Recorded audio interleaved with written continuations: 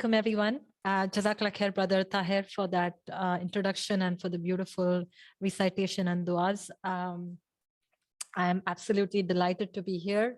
Mashallah, it's beautiful to be a part of an organization which has such a beautiful vision, such beautiful values and goal. I've spent some time today on the MAS website today, as you'll see in the presentation. And I'm trying to center the conversation that we have today in alignment with what MAS is trying to do, inshallah. Because it's a lot of topics to choose from, inshallah. I thought that that would be a good way to keep the focus going on some of the things that will not only help parents, but inshallah, some of the mentors here or parents to be, or, inshallah, give us a more, a useful concept to revolve the topic around, inshallah. So I'm going to share my screen, and this way we can, stay focused on a few points. Let me know in the comments if you guys can see the slides. Is it visible? Okay, perfect. Inshallah. So yes, so we all want to raise exemplary Muslims. Like I said, I spent some time on the MAS website to see how Tarbiya is defined, how MAS as an amazing organization doing such incredible work is approaching this important topic, and how this ties into child development and mentorship as I have studied and now even apply within a worldwide community, inshallah, within our programs. So this is a screenshot that I took from the MAS website, and I was, mashallah, so delighted to read these words, the way MAS as an organization defines Tarbiya, and how they are viewing this work, this extremely, extremely important work, which inshallah, if we are to achieve this, I think it would be transformation for our communities, for society at large, right? Like everything will be fundamentally different if we are to achieve these goals. So this is a lofty goal, but this is an aspiration that we all must have. And inshallah, by the help of Allah subhanahu wa ta'ala, we can strive in this path and achieve these goals, inshallah. So I'm not going to read through the whole thing, but I'm going to tell you what I took from this. But it's important that we ground and come to this common page with this, that, the way MAS defines this work, it's, and then this slide that I saw online, that, you have these 5 goals, you want to raise lifelong learners who are passionate about learning, agents of change, people who don't just, learn, but then they are self-motivated, who strive and make changes, bearer of the message, like grounded in our values of our deen, and who are devoted, who are actively submitting to Allah subhanahu wa ta'ala and producing this change at the grassroots, and seeking the pleasure of Allah subhanahu wa ta'ala fundamentally through all of this work, right? So, mashallah, I'm on the same page. This is exactly what we are trying to do. And while we are working with mothers primarily, our basic focus is, mothers, and then of course, families at large, and so on and so forth. So these are the key words that I noticed within the MAS vision and the Tarbiya goals. It's a developmental work. You're talking about helping people develop, like raising people, right? Upbringing of people. You're talking about a commitment to constant growth, refinement. You're talking about a comprehensive and holistic way of approaching this work. Raising people who are going to seek knowledge and learning, acting on the knowledge, striving to affect positive change. And as a community, helping each other strive for excellence, and lifelong commitment to realizing our full potential. Proactively working to create positive outcomes. Here's the interesting thing. All of this work all of this work can be made super effective if we are to focus on this aspect of human nature, which is, how we learn, how we grow, what happens through our lifespan, right? This field that I study, which is called as developmental psychology, what happens from birth and as we age and as we realize our full potential. And then what do we learn from our deen, right? Inshallah, we're going to talk about these two things. This is the sentence that hit me the most from the MAS website.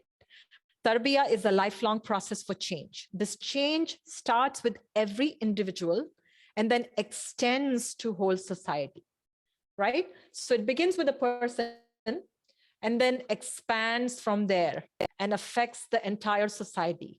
We aspire to raise a generation of committed and disciplined American Muslims who are a living example of the message of Islam. Amazing. Now, while MAS looks at this work as an organization, as an institution, right? And you're helping different people within the community, like whether they are teachers, mentors, parents, to kind of partner with you, become allies, and all of us collectively work towards this goal, right? My focus is parents.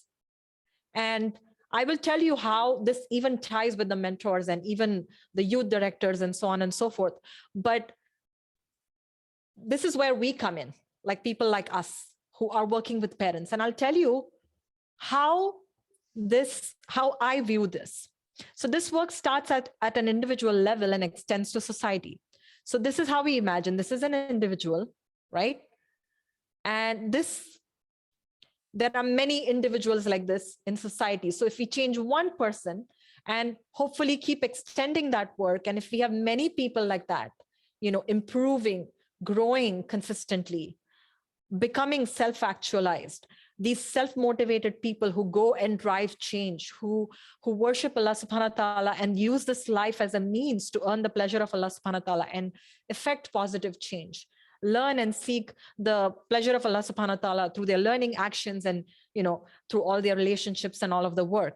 This is how we are imagining this. But here's the way I have seen this play out in the more recent times as I've learned some things. So here's my argument, that Allah did not make us individuals independent when He brought us into this world, right?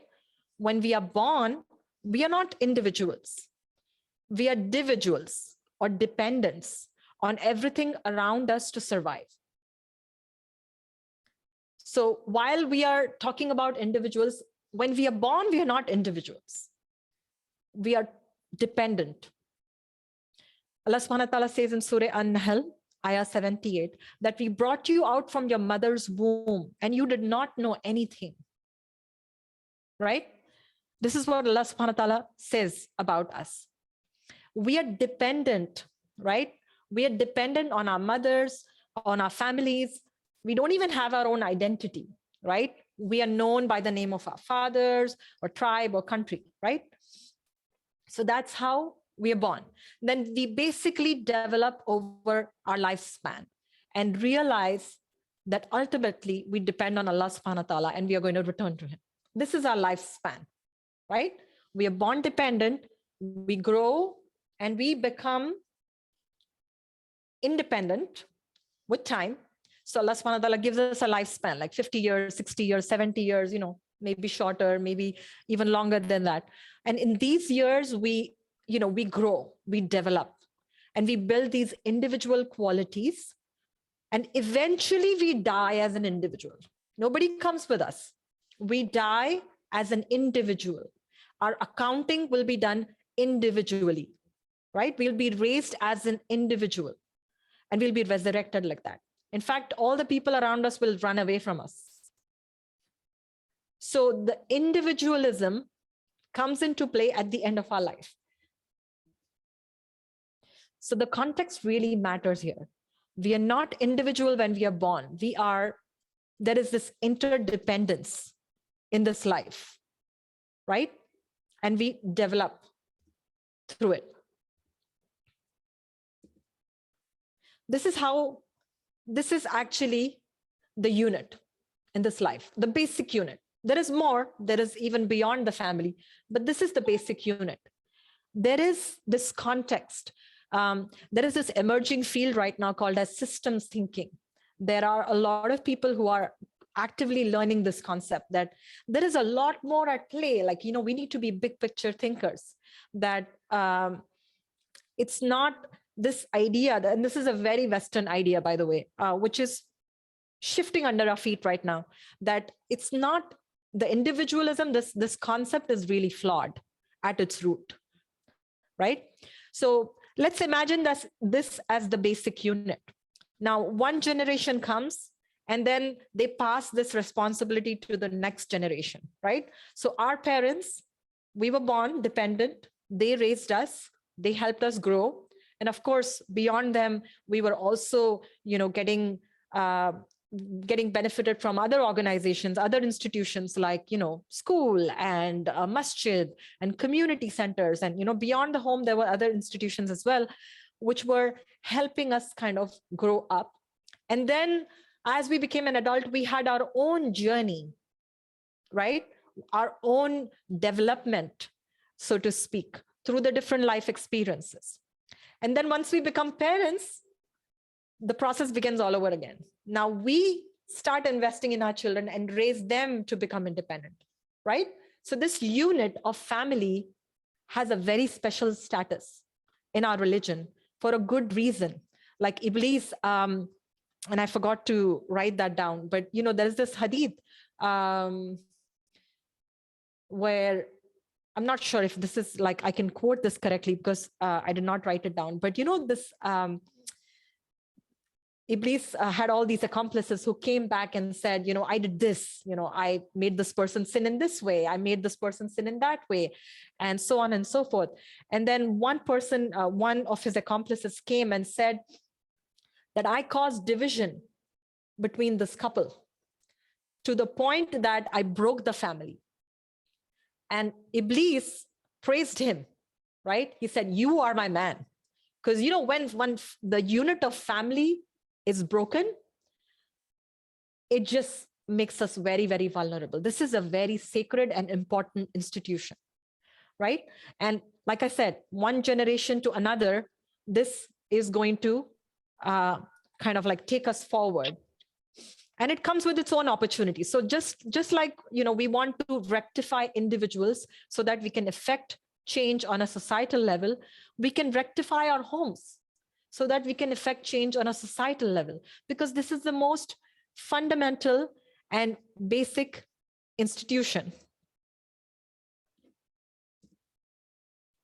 So family is the most important and fundamental institution, followed by other institutions. There are many, right? Our masajid are important, our centers are important, our our community centers are important. All of these schools are important, but family is where it begins, okay? So what do? We have to recognize that home is a very, very special place where important work happens. This is not coincidental. Like, home is not where, we often like take it as, home is home, you just go back, you get busy with something, you're on the phone. We play different roles at home, but then it's time we shift our thinking and understand that there is important work happening here. As the culture has kind of, traditional cultures were more like there was more time with the family, but now everything around us is pulling us away. Our phones, biggest example, like they keep us distracted. We are physically there, but mentally somewhere else, right? Work, or, and even like good things, so-called good things. Like, for example, kids have soccer activities, this activity, that activity. Parents are running around trying to give their kids the best, but there's just no time for us to work together. So it's important that we acknowledge that home is a very special place where important work happens. And this important work we have to recognize that it may not look like, like with very fixed outcomes, like, like a soccer game that you take your, and it's ironic I'm saying this the day when we had the soccer finals, but just about any activity that we take our kids out for, like this busyness that keeps us like disjointed as a family, it's not good. When we are together, our children are watching how a family is supposed to function, right? When we are fulfilling our different roles and operating within our households in an efficient manner, communicating beautifully, honoring each other's rights, and giving each other respect, it's teaching our kids a lot, how they will be as husbands or wives in the future, how they will navigate in this world, that time is important. So home is a sacred space where important work happens. This is worth acknowledging.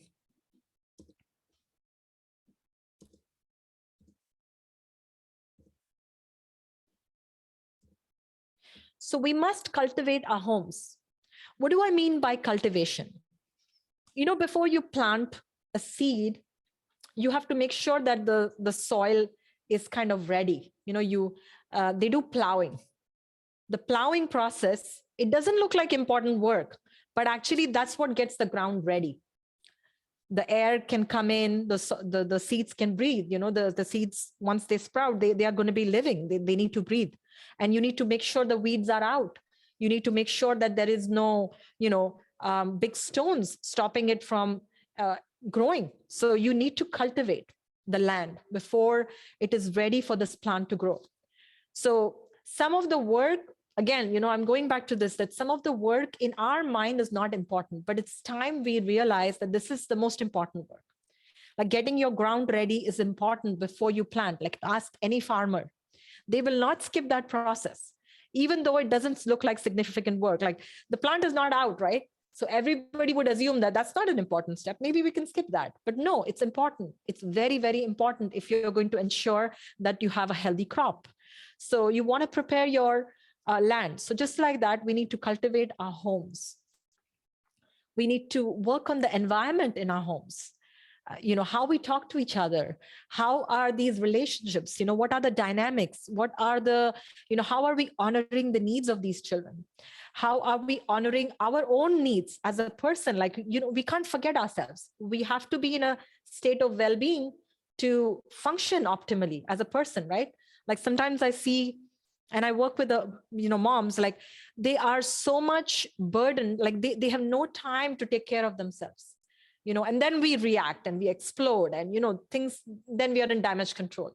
So cultivating our homes, making sure that our homes become sanctuaries, where we are loving our children, where love is abundant. Like children should feel that we're getting more than we want. And when I say more, I don't mean you spoil them and listen to every demand.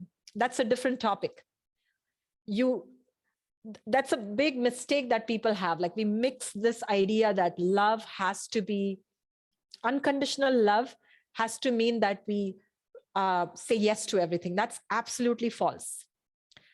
Love is unconditional and abundant, but we take responsibility for teaching them.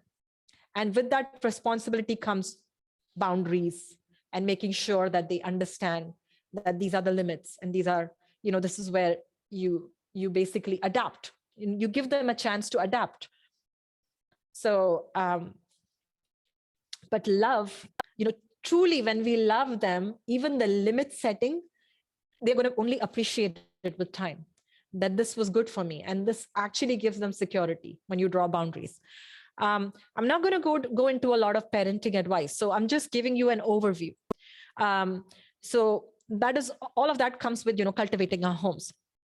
Now, how can we develop or help a person grow from this helpless, dependent to an independent, self-actualized person who's able to do all these things? When I say all these things, I mean like the goals that MAS has, like raising leaders and, people who affect change, who are self-motivated, learners, all of that. So how do we take this child and move them in that direction? Does this work begin at school? Does it begin at community centers? Does it begin at masjid? This work certainly continues there. And they are very important institutions that carry this forward. But our masajid, our centers, our youth directors, our mentors, we need to help them. As parents, we need to send, do some fundamental work at home and send these kids there so that the kids can actually benefit, because we make their job so much harder when we don't do our job as parents. So this work does not begin at these places, at these institutions. This work begins at home and it continues there. And in fact, they can do so much more with our children if we do our work. Like we are like collaborators. We're collectively working towards a common goal. We are all partners in this, and I would say that organizations like MAS, like what you're doing for parent education, this is amazing because you're helping parents understand their role, right? Because if we all work together, our goals are easy to achieve, inshallah. As you will see, inshallah, through the short presentation, inshallah, hopefully through this presentation, or, as you consume more material like this, inshallah. So you have a helpless child and we are trying to take them to this state where they do all these amazing things. And this process through which this happens, this movement from a dependent, helpless state where you don't know anything to this person, is the Tarbiya process. This is what Tarbiya is. This is what development is. And like I said, this work begins first and foremost with this relationship that the child establishes with the primary caregiver. And in most cases, it's the mother, right? By default, it's the mother.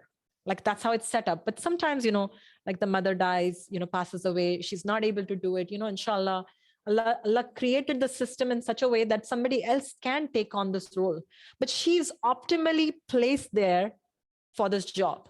And this is part of our honor as mothers. And now I'm speaking to all the mothers here, or future mothers.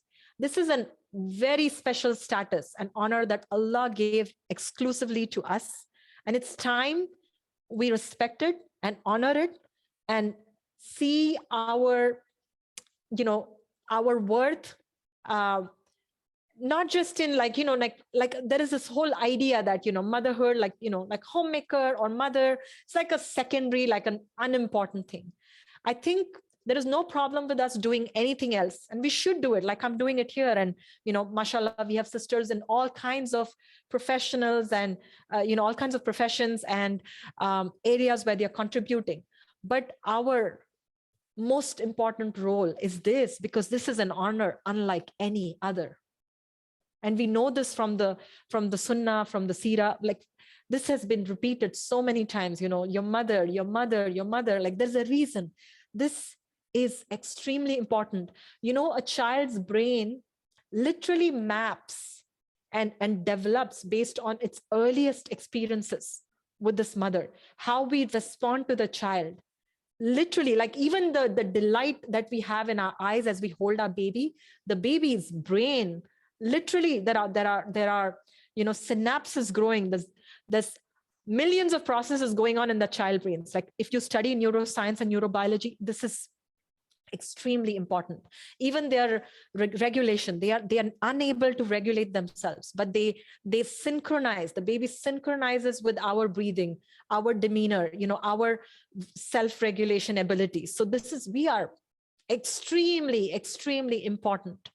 And Allah placed this special honor and privilege and this amazing job that Allah has called us on. This is ours to take, right? The question is whether or not we realize and assume this. So this is how it begins, this primary relationship, of course, with the father as well and the extended family as well. But this is what gives this child this secure home base, okay? And the more secure this home base, the more this child will venture forth into the world, explore with confidence, grow. It's like if they can take it for granted that I'm going to be nurtured and loved, if the baby senses that, the baby is going to just venture forth. There is one sister who had asked, like, my baby is clingy, and sometimes it can be temperament, but most of the times it's because of insecure attachment. So the more you fulfill their need, the more they're going to give you time for yourself. The baby, the more secure a baby, the more they will venture forth into the world and developmentally move. It's by design. So we want to give them that security that I'm here. And then they're going to be less clingy and less needy, but it takes time. It takes time. This process has its stages, but that's how it works. They should be able to take it for granted that this love is there for me, right? So this is their secure home base. Childhood, and again, this is our second principle, one of the principles within our, that drives our programs. Childhood presents a special opportunity for parents and children alike. What do I mean by this? Childhood is a special time.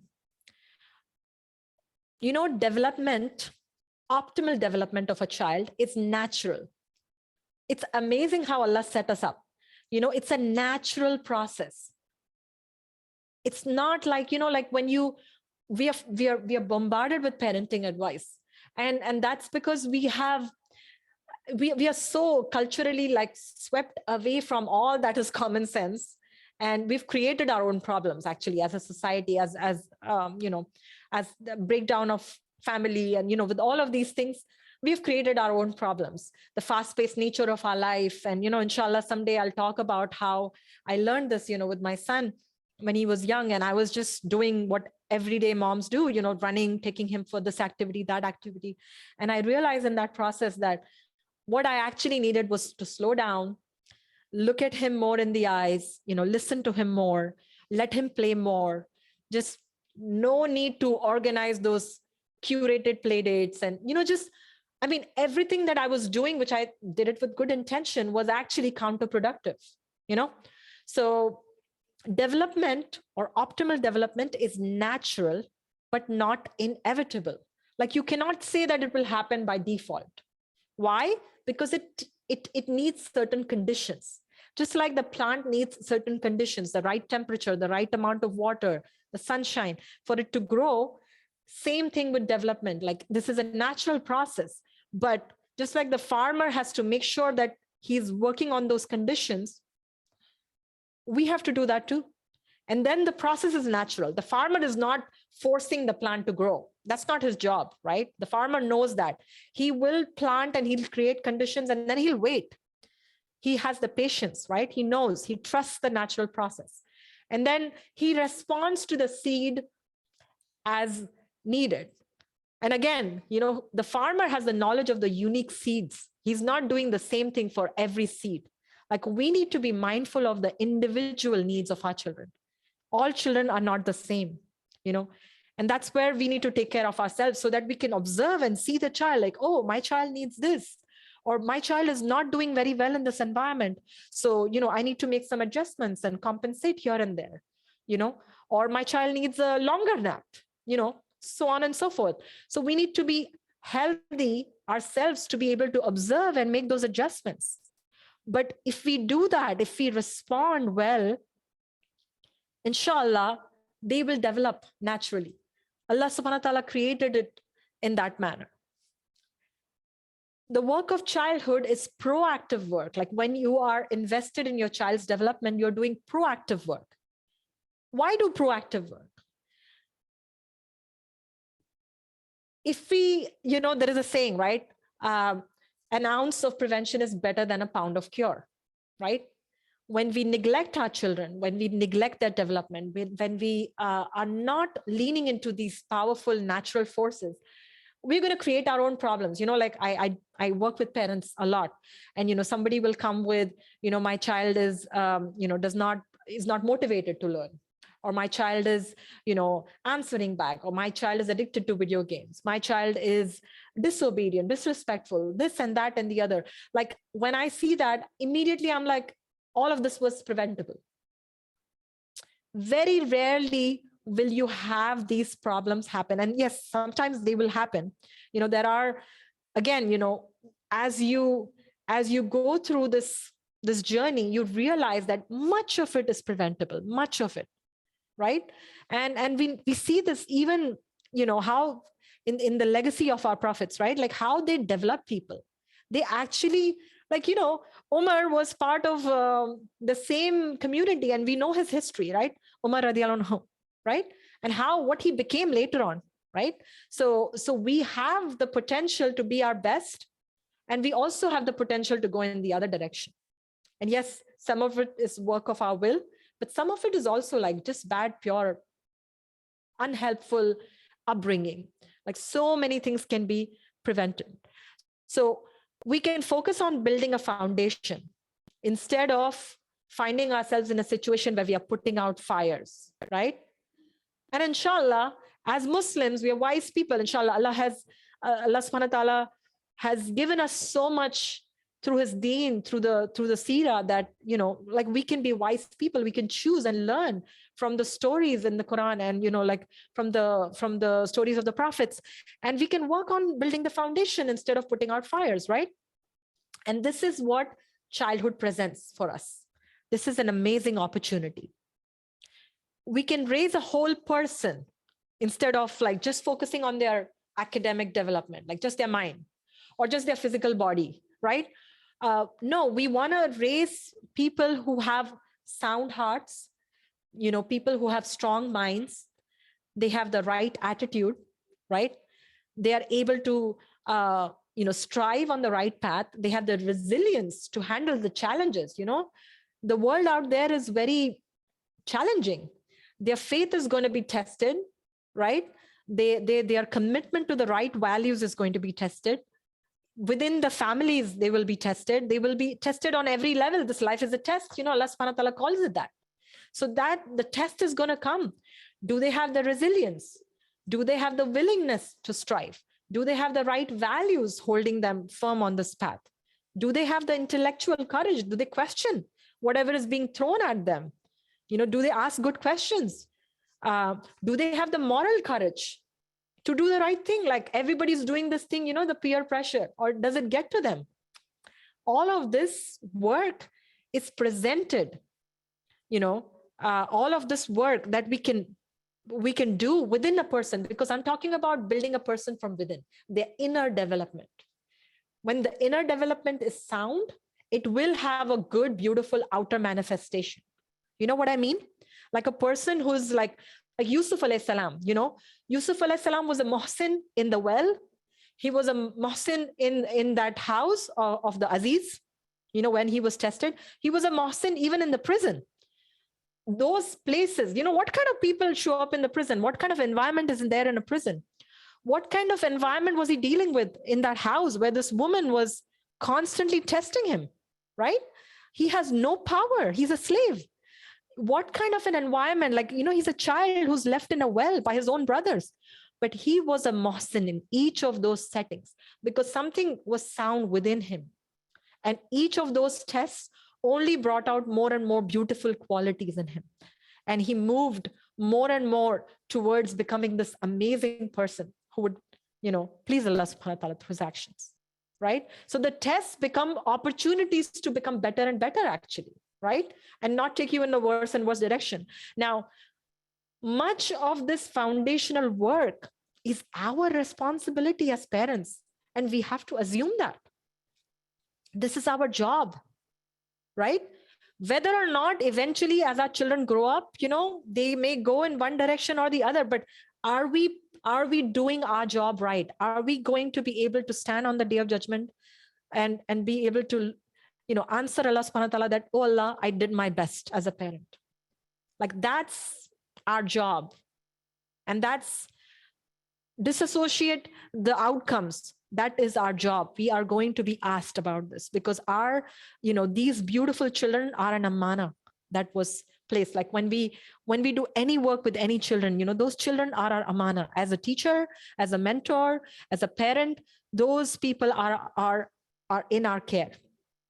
And we have to do everything we can, learn everything we can from child development, this and that and the other, about mentorship, like mashallah everybody here is doing, to fulfill this amana.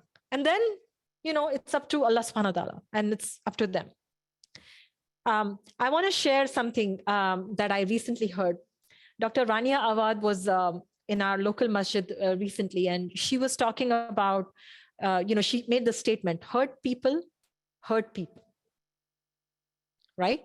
She said that people who are hurt, they don't build societies, they don't build organizations, they don't build families, beautiful families, they don't do amazing things. Hurt people tear things down, they break things, right? And there was a beautiful quote that I had read somewhere, I couldn't find it, but basically the essence of it was like, behind any, devastation that you see on a societal level, usually there is a person who's really upset, like angry, or like has this complaints, right? And who knows what hurt them. But we as parents and people who strive to do tarbiyah, we can't be the people hurting, right? We can't be the people who are hurting our children. Inshallah, may Allah not make us of those who hurt others. Like I know so many people who have a bad memory, bad association with a subject because, some teacher, just taught in a manner that they just developed this phobia, with a particular subject. Like, I'm not good at that, like sometimes it can happen with some very unfortunate things, like, somebody, may Allah not make that happen, but somebody is afraid of the Quran, like they don't want to go, like they memorized it, but then now they don't go anywhere near it because of, the way they associated with it. At the end of the day, it's a relationship building, right? Like these relationships are powerful, they impact us in a deep way.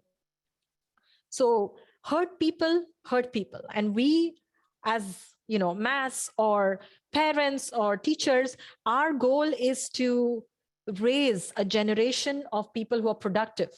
So we want to make sure that our efforts don't hurt people. And how do we make that happen? Again, nobody's intentionally hurting, but neglect can hurt, right? Having an improper response can hurt. Not being able to see and respond in the right way can hurt. Our bad remarks can hurt. And of course, this is not to put an excessive burden, because that will happen. There will be times where these things will happen. And the important thing within relationships, and Allah subhanahu wa ta'ala made it so beautiful, that if the parents rectify or they repair, there's a term in the parenting world, it's called as repair. If you repair, it's as good as it didn't happen, inshallah. But taking the time to repair and not like pretend like it didn't happen. So if your words hurt your child, go and talk to them. If you went overboard, said something, then, make them understand. Or if you are having to put this foot down and say, no, this needs to happen, and I'm putting my foot down and this is the boundary, help them understand, talk to them. If it's a very young child, you have to have a different strategy. When it's older children, you have a different strategy. But the point is, you have all the tools available to repair and replenish this relationship. But it's not the hurtful words that hurt more. It's actually the neglect. Like imagine your spouse comes home every day and he's just busy on his phone and just completely ignores you. Will that hurt you more than him saying something, some comment once in a while and then apologizes, right? What's going to hurt you more? It's the neglect. It's the not being present with our family members, not being present for our children, being distracted, So like we want to show up, not perfectly. You can imperfectly show up, but show up, be there, be present in the spaces as much as possible. So I don't know what I was trying to write, ignore that half sentence. But we want to raise people who are whole, whole persons. And part of raising a whole person is honoring their, not just physical needs, because every parent thinks about, I'm supposed to provide for my child, protect my child, give them food, clothing, shelter, everybody thinks about that. But what about their emotional needs? What about their spiritual needs? What about their, they need us to be there relationally, present in the relationship, like I just described. What about their intellectual needs? Do we have an open conversation with our kids? Something that intellectually stimulates them, instead of just handing out instructions and, oh, go study, go with your book and go do this homework and that. Like, do we sit with them and actually kind of help them make sense of everything that's happening around them, right? So all of this is important work. Now, I said that childhood is a special opportunity, right? It's a special opportunity for us as well, because parenting inspires change in us. When a person is blessed with a child, they are motivated to give this child the best. Anybody who, in the comments, if you guys can let me know how many are parents here.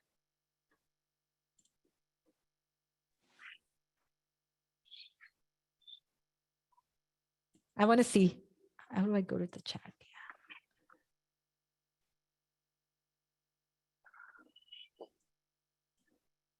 So, mashallah, quite a few.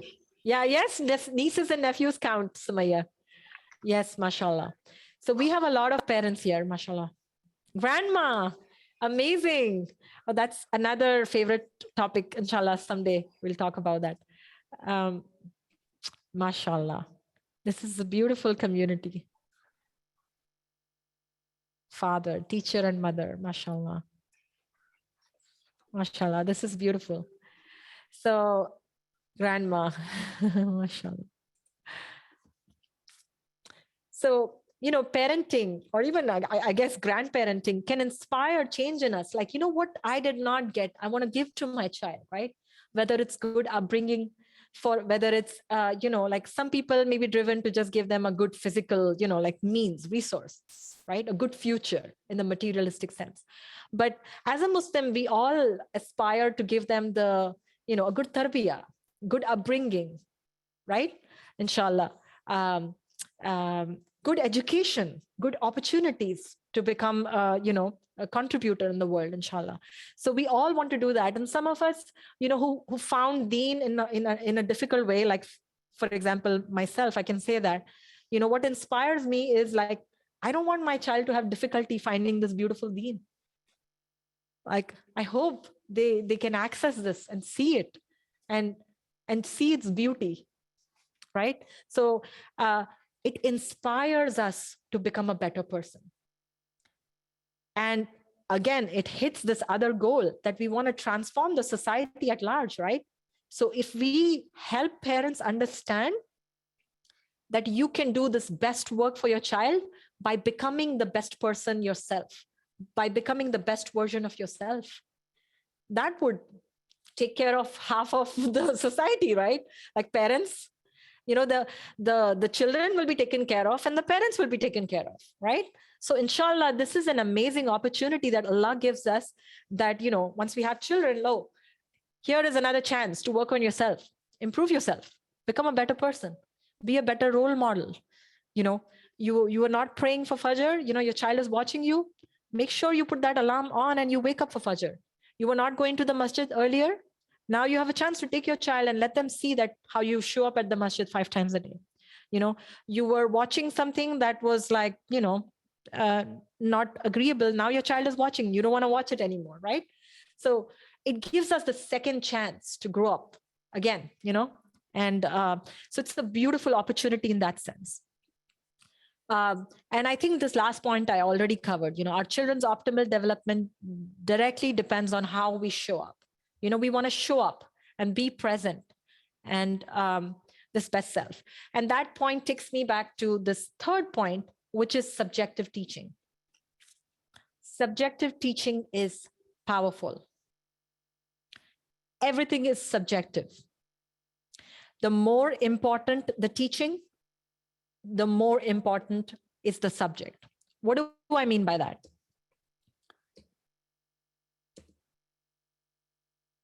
Allah subhanahu wa ta'ala didn't drop Quran on earth, right? He didn't just every home got this book delivered, like, no. It was sent through a subject, the Prophet, sallallahu alaihi wasallam.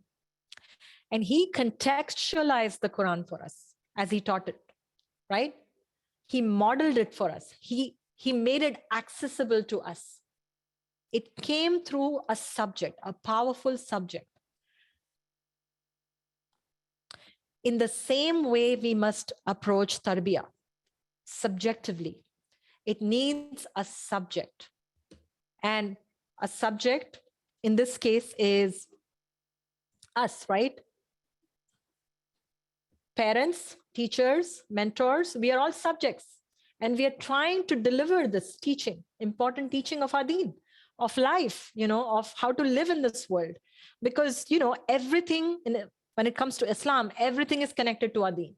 Our studies are related to that, like our work, how we navigate in society, how we, everything is related to that. Like even citizenship, like just like Mas describes it, like everything is connected. It goes back to our deen. So we are important subjects. What are the qualities of a good subject? First and foremost, a good subject is a good role model. They embody the lessons they wish to teach. They're not just saying things. Like they say, children don't just see with their eyes, they even listen with their eyes. They need to see that we are following it. Like if we are saying it's important to pray on time, it's important to pray on time. And if we don't do it, they can see through. They can see through it. They can see through it. And they may listen to us when they're young, but then when they grow up, they're not going to do it. Because if it was that important, we would have done it ourselves, right? So how we model things and how firm we are on this, the embodiment of the lessons is extremely important. They are also, a good subject has genuine love and concern. Like think of a person in your life who you felt that they genuinely love you and they care for you, right? And they have concern for your well-being. How easy it is for you to take a lesson from them that goes against your wishes or your desires, right? Like, why did the Sahaba listen to the Prophet sallallahu alaihi wasallam in that manner? Like, why was he able to transform them? Why was he such an effective subject? Because they knew that he's concerned about their afterlife and their life, right? So when he's asking them to make these big sacrifices, it's not difficult for them, right? Because they know where he's coming from. So they are able to give up this and that and the other and give up everything, right? Because the subject, the teacher is moving them and inspiring action in them from a place of love and concern, right? So if you have genuine love and concern and you tell your child to give up something or, delay something and do some work, they are going to be able to take it because they know it's coming from someone who genuinely loves them and, has concern for them. And sometimes, the kids don't feel it. Like we have to learn these tools that helps them sense it. Good communication, for example, good investing in the relationship, like making sure that the relationship is strong. And there are ways to do that. A good subject is always invested in the relationship. They establish and nurture a strong relationship, like I already mentioned, right? They know that relationship is my access point into this person's heart. So they invest in it. So as a mentor, if you're not talking to your, whoever you're teaching, you're not showing up and it's always about the lesson and some dry lesson, then they'll tune out sooner or later, right? It's not going to be that effective. Even when we look back, the most influential teachers that we have had in our past are usually the ones who had at least a combination of these qualities or all of these qualities, right? They were themselves amazing. They had strong leadership. They took responsibility. They had genuine love and concern, and they established the relationship. They're there, So this brings me to the fourth point, the relationships. Relationships matter. Our relationship is our superpower. You know how they have all these characters where, this Superman, or I don't know, whatever those Marvel's characters, they have some kind of power, right? When it comes to parenting or even effective teaching, it's the relationship that is our superpower. So if you find yourself compromising the relationship, know that you are cutting away and compromising your power. This power is extremely important because this is what is going to give you access to their hearts. When we have access to the heart of a person, you can pour your values, you can pour your ideals, you can effectively teach them, give them the lessons. They will take it in a completely different manner, right? When the relationship is not there, and any parent here has experienced this, like when the relationship is rough, it creates all kinds of notorious problems. And usually the fix is as simple as connecting back, reinforcing that relationship. Our children orient towards us and take guidance from us if the relationship is right. So you know how sometimes people complain that their children are always following their friends. Their friends are dressed a certain way, they dress like that, they talk like that. Guess why is that happening? That's happening because their orientation is there, their attachment is there. And that is a problem because it shouldn't be ideally like that. Their attachment should be to their attachment figures, the most important people in their life. And then healthy, sound, good relationships, that are there between the peers, it's all good. But if you have a very young child constantly imitating and trying to be like someone, it's a red flag right there, that they are not, they're finding their home base that I described in the beginning is somewhere else. It's at school, or it's with this friend, or with this other person. That's become their home base. So now obviously they're going to orient there, and they're going to take their values from there. They're going to follow them, and it's a problem. And we've lost our power. So we want to bring it back, like, prioritize family time, prioritize relationship building, keep it relaxed, keep the nurturing environment going. We can't afford to let our homes just become like, oh, the place where we do homework and just brush, go to bed so that you can get up and go to school tomorrow early. Like we have to prioritize like vacations, family time, visiting relatives, just bonding together, doing things together, going for walks together, exercising together. Like the togetherness, the family unit is important. And we can lean into this power of attachment. The power of attachment, and I did not get into this because this is my main area of focus in all of my work, but attachment is the most powerful instinct in a human being. Human beings want to attach. We are attached to something or the other. When we are not attached to our parents, we could be attached to an identity. We could be attached to, like something or the other. Ultimately, this attachment instinct is supposed to attach us to Allah subhanahu wa ta'ala. But we are not born that way. We are born in a way that by default, the child would want to attach to the parent. And that's why the parent's work is so important. They're supposed to help this child move this attachment. They're supposed to use it and to grow this child and slowly move this attachment towards Allah subhanahu wa ta'ala and attach this child's heart to Allah subhanahu wa ta'ala. That's their real job, actually. That's a job description. This instinct is there. And when it does not have the right entity, the right attachment, if the child is attached to an image that, I need to be like this, then they will starve themselves. Then you have like eating disorders. I need to look a certain way, or their attachment is towards some entity, some supernatural character. I don't know, something instead of the prophet, let's say. Now all of their efforts are going in that direction. That's where they're taking their values. That's where they're oriented, and it's a big problem. right? We cannot let this void come in their lives, because this instinct is going to take them somewhere or the other. And we don't want them going anywhere. We want them directing this towards this deen, this beautiful deen. And that's our job. We start with that attachment by default, but then we use that, not so that they just, serve our interests and, like serve our ego, right? No, we use that to raise them well, not for praise, not for us, for our sake, but to move them into the strong attachment to Allah subhanahu wa ta'ala, to the extent that they will help us grow. So if mom is not consistent with her prayers, we want our children to remind us.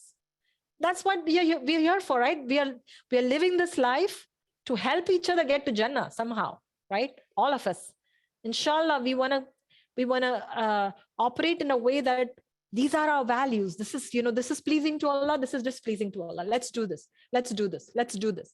And inshallah, the more they sacrifice for the sake of Allah, the stronger this attachment will become. All of ibadah is sacrifice. We have to teach that. We have to build that in them, that resilience and that strength to follow the commandments of this deen and strive on that path for the sake of Allah, right?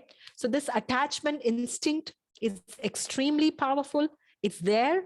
And if it's not in the right place, it can go in all kinds of wrong places. But if it's there in the right place, and here's the most beautiful thing about it, if it's there in the right place, a strong attachment creates a defensive detachment to everything else. So have you seen people who are like so focused on Allah's pleasure? They can fast, they can sacrifice, they can give up their money. They are not attached to other things. Why do you think that happens? That's because they are, with increasing attachment to Allah subhanahu wa ta'ala, you become detached with everything else. So your children, as they grow, and if you're placing developing their attachment to the right things, you're going to make them strong and defensively detached with other things around them. These bad influences, the suggestions and the corruption and this disruption and all of this stagnation that is happening on a societal level, they will see through it because their attachment is with the right things. And we can do that. This is what I meant when I said we can do this work. Inshallah, may Allah be pleased with our efforts. We can at least strive and do our part. And inshallah, make lots of dua. And if Allah is pleased with us, inshallah, if Allah allows, it can happen. So this is what I teach, this is what I teach in Leaders Amongst Mothers community, that, how do we take this integrated approach to raise a whole person using the family as a building block and go from there. But, this is just, these were just some of the principles we use. There's one more principle that I did not get into, which is wholesome education, but I can go on. And I think I have probably exceeded the time. So I'll stop here. Inshallah. Did this make sense before before we talk about questions?